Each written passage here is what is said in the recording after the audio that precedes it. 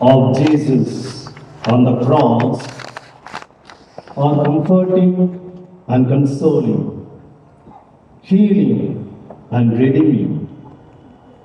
But at the same time, the same wounds are also challenging us.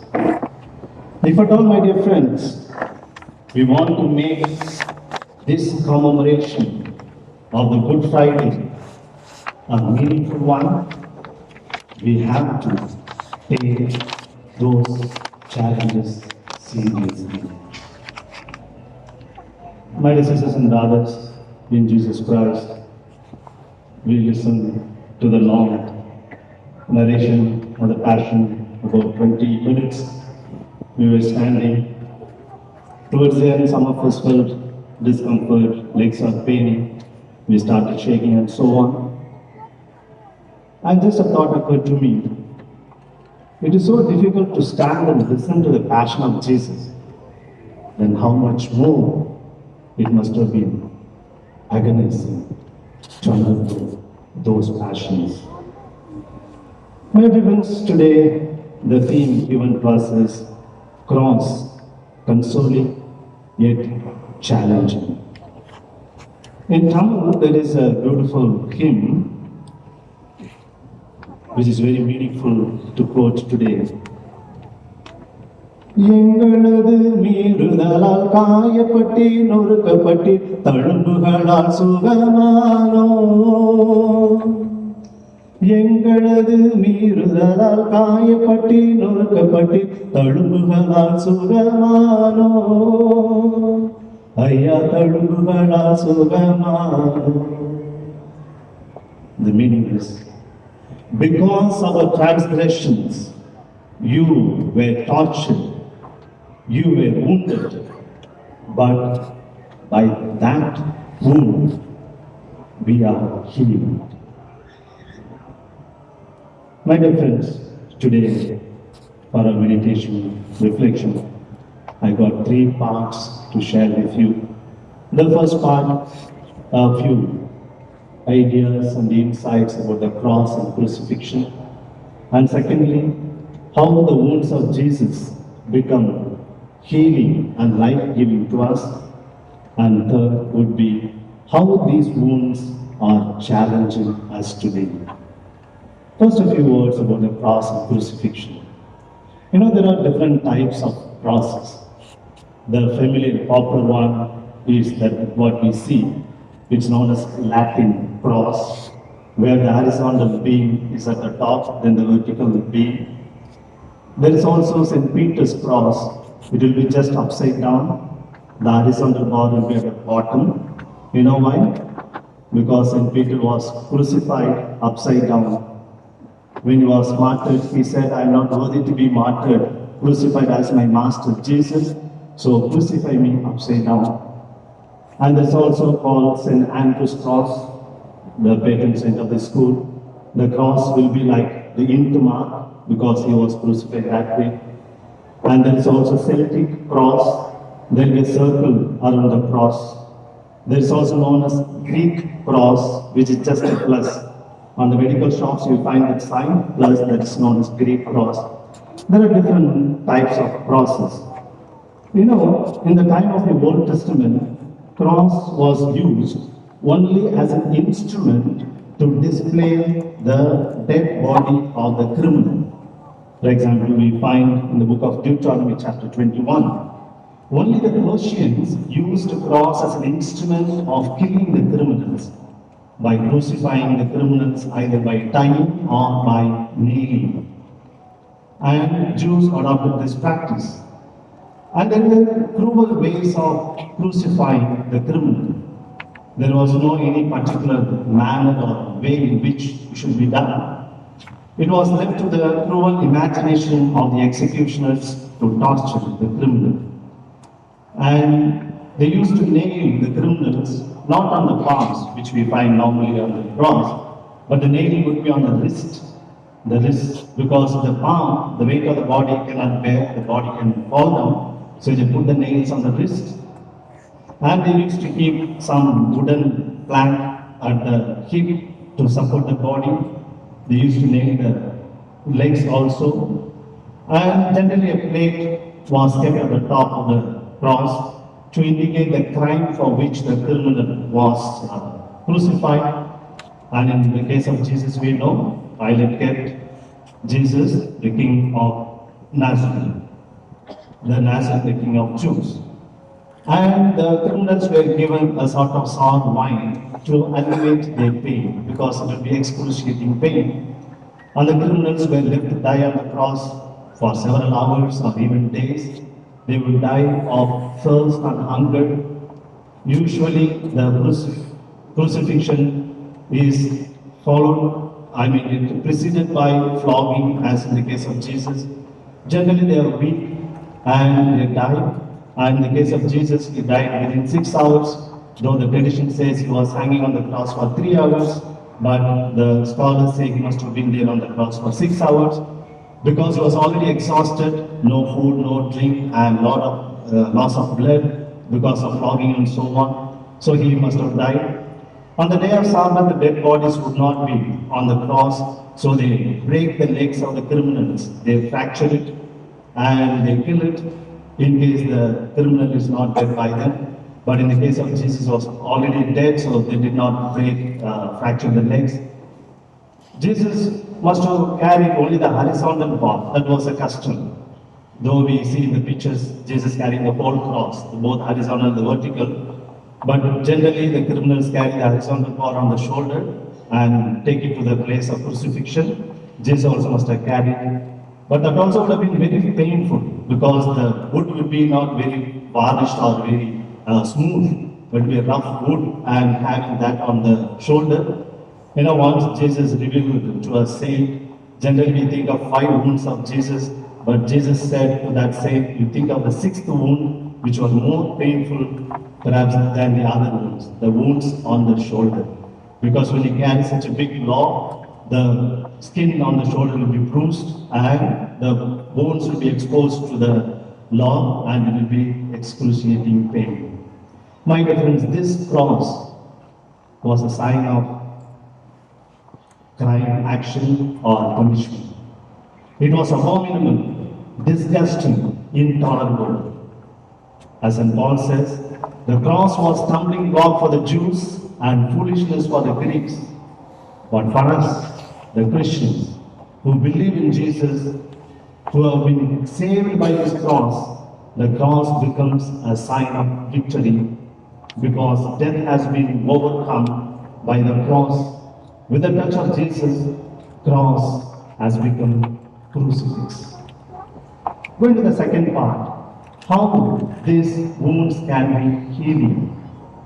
My dear friends, Blaise Pascal says, the heart has its own reasons, which the reason does not know. The heart has its own reasons, which the reason does not know. When there is love, there is room for sacrifices and sufferings. When the love becomes unconditional, the sufferings and the pain also become limitless. That is what happening on the cross. Sometime back, in a family, when the father died, only the mother and the girl, and the girl was doing her college studies, about 20 years old, and her birthday was fast approaching. She told her mother, Mommy, I'll bring my friends on my birthday. You make this snacks, that sweets, that sandwich, etc. But one thing, you don't bring the snacks to serve them. I will come to the kitchen and take the snacks. The mother was looking at her. The girl said, no, Mommy, nothing very serious, because you have some wounds on your hand, no? The scar, burn wounds. That will be disturbing to my friends, because they are not from elite group, so they may not like that. That's why I said. The mother said, okay, my dear, but I want to tell you something, which I didn't tell you for 20 years. When you were a small baby, your father died, as you know. We moved to our village, because we did not have enough money to survive in the town. And we were living in the small hut. And we were once sleeping in the hut, in the cradle. I had gone to take water. When I came back, I saw our hut was on fire. And people were there trying to douse it, and they were making noise, etc.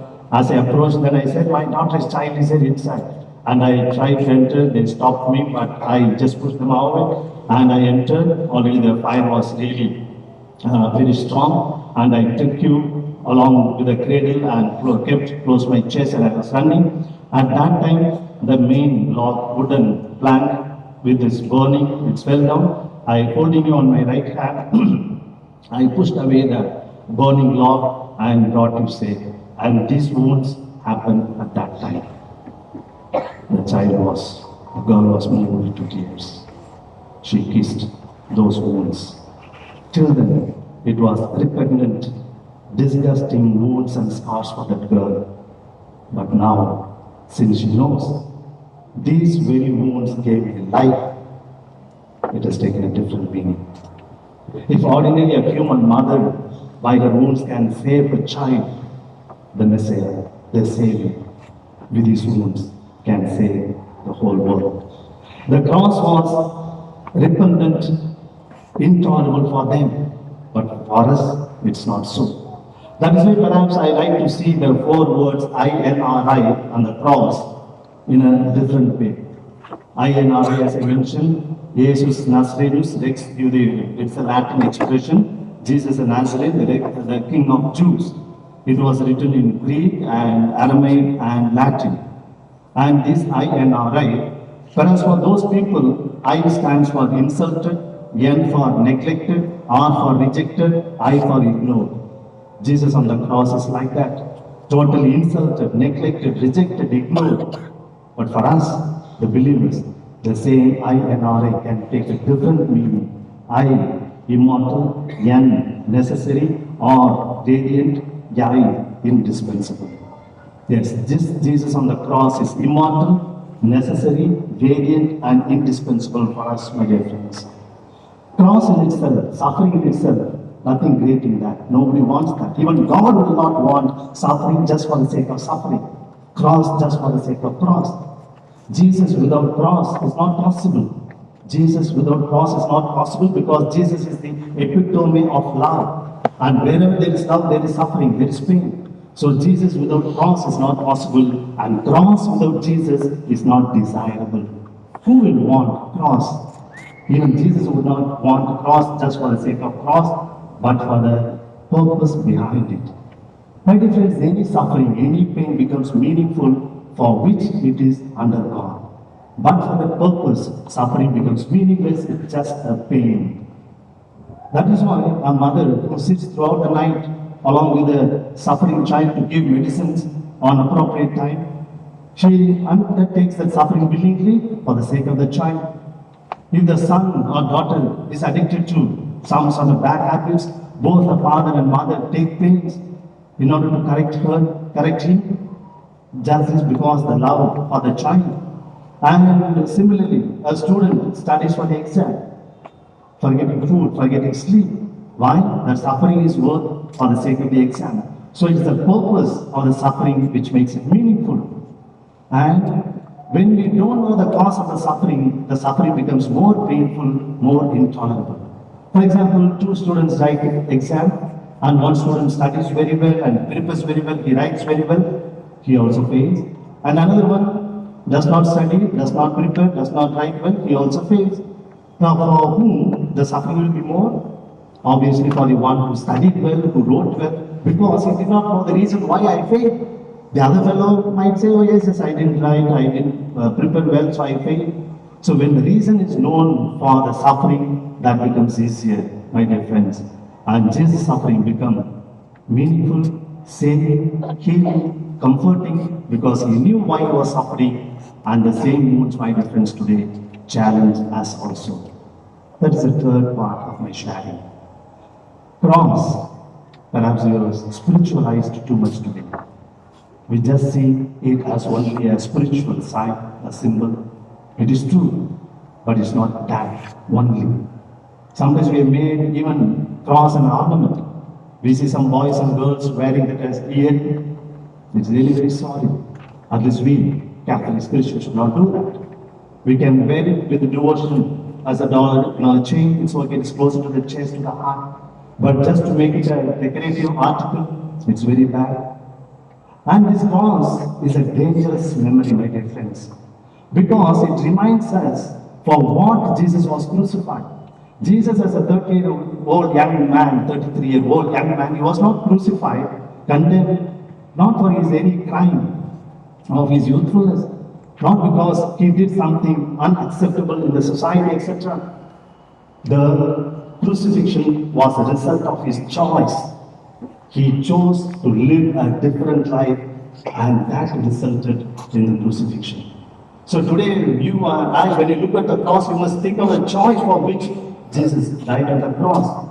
He did not go with the majority, he chose the right way. You know, for the Sunday, our assistant parish priest, on his back, he has written these words: don't follow the majority, follow the right way. Father Sunday, do you remember it? Because he is driving forward, so you may have to look at the back. Okay? So Jesus died because of the choice. He did not follow the majority, he chose the right way. Had he taken the majority, had he lived like any other young man of his times, 2000 years back, like any other young Jewish young boy, perhaps he would have lived for 80 or 90 years, he would have had his own family, 2 or 3 kids and grandchildren. But my dear friends, after 2000 years, you and I would not be sitting here and remembering in Jeyard, the great man died on the cross. He died because of the choice.